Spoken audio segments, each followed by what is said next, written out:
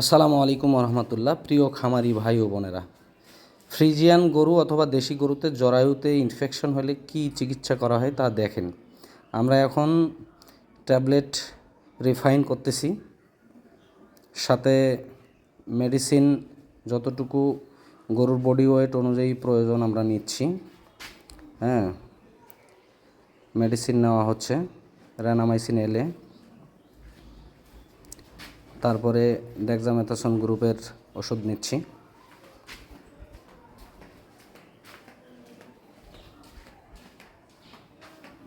পরিমাণ মোতাবেক body weight অনুযায়ী যতটুকু প্রয়োজন নিয়ে নিচ্ছি। ওখানে পানি দিচ্ছি, পানি দিয়ে এটা ভালোভাবে ডাইজেস্ট করে সেটা সিরিঞ্জের মাধ্যমে যেভাবে বীজ গরুকে ইনসেমিনেশন করা হয় ঠিক সেইভাবেই গান দিয়ে ওটাকে আমরা ভিতরে প্রয়োগ করে দিচ্ছি।